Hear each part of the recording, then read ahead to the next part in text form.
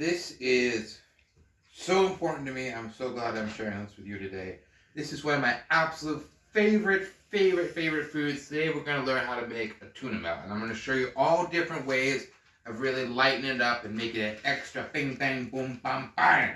So, for starters, start with some tuna. I always like the tuna in olive oil, but you can get it in sunflower oil or water, whatever you want. So, we're going to open up 2 cans of this.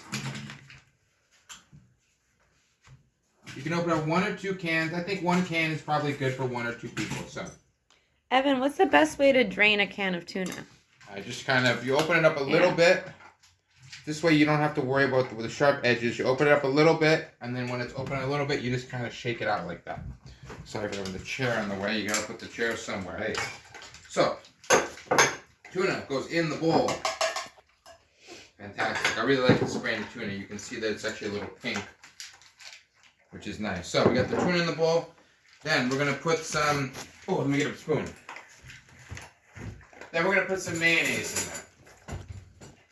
Now that's basically it. That's all you need to make a very basic tuna salad. But I ain't gonna lie, this is boring as all heck.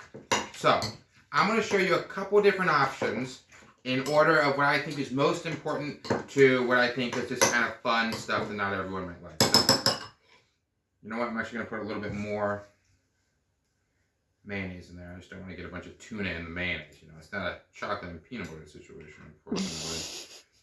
Okay, so we got the tuna in there. Now, adobo. You can also use salt and some other seasoning powders. This just has it all together, makes it a little easier for me. Bang. Pepper. I put pepper on almost everything except for my ice cream. Pepper that baby up. Now here's where we start getting kind of fun. Relish, I think this is absolutely essential. The sourness and sweetness of the relish is going to really help set this off. So I'm actually going to put in a little bit more than most people might, which is fine. Let's mix that up. Now it looks like we're getting somewhere. And I can tell you by the way it smells, we're getting somewhere definitely. This is fantastic. So, now a little bit of lemon. That's going to give it a little bit of freshness.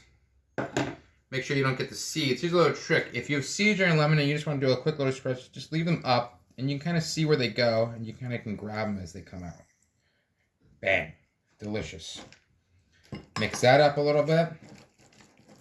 There we go. Now I'm feeling good about this. Okay, now onion. I love onion. You're going to want to get this extra small. So, I'm a big fan of onion. You gotta shout over the chopping. You gotta shout over the chopping. You gotta be careful. Okay, so get some onions in there. Bam. Now what else do we have here? I like putting a little bit of Dijon mustard in mine, actually. If I can get it open. Oh, there we go. So, I'm just gonna use the back of this because I'm not gonna need too much. There we go. Perfect. Don't worry about your hands getting dirty. You wash them at the end. Okay, so now you see we got some of that kind of looking pretty good.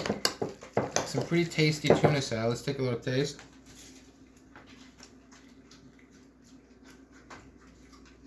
Need some more mayonnaise. Always taste as you go along.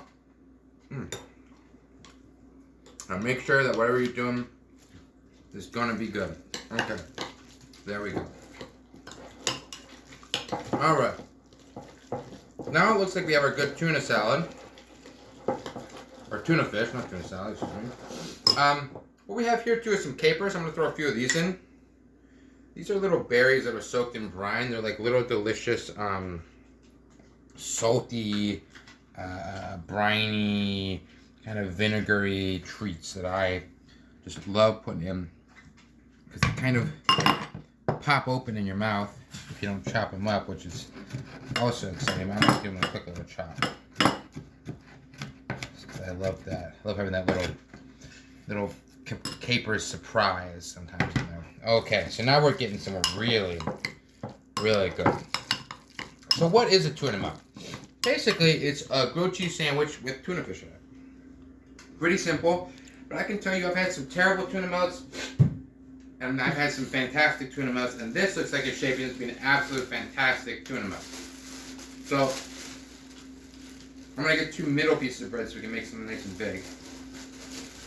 There we go. So first thing we're gonna do, pick out the pan we're gonna want. We're gonna need a little slightly bigger pan than what we've been using. Well, pay no attention to the part of the other recipe. Pay no attention to the man in the other room. Okay, so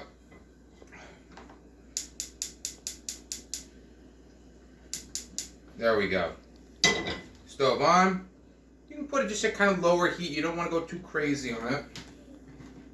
And again, like we've been doing when you get to the knife, like we've been doing with all of these, you're going to want to construct it in the pan.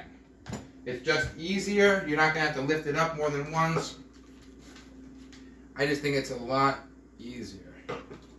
So, again, get the mayonnaise. Remember, full coverage, baby. Cover every inch of that. Okay.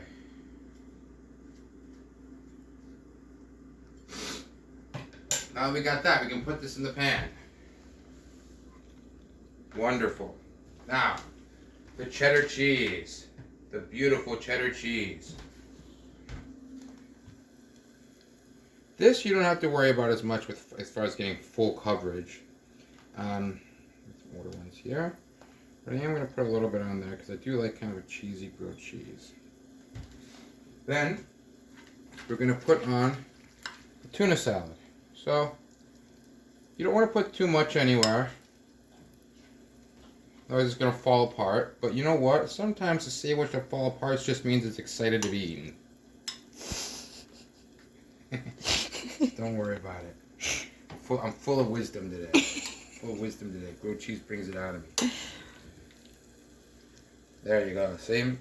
That's a bed of tuna fish fit for a king to sleep on. Okay. So very simple. What do?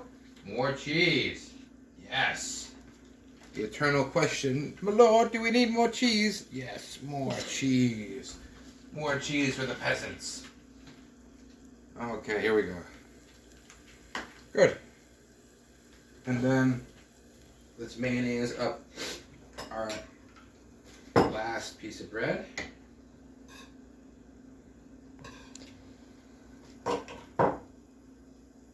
This one you're going to want to let it cook kind of low and slow because you're going to want to you're going to want to have it be pretty melted by the time you flip it. So there you go. Cook that in there. Give it about 5 minutes on each side, and you have a lovely tuna melt. The tuna melt is finished. Now, for the moment you've all been waiting for, the cut and pull. Oh, let me find a knife. See, as also you can see, the mayonnaise really does a great job of doing great sort of crispiness. Wow, look at that. Absolutely wonderful. And there's really nothing better.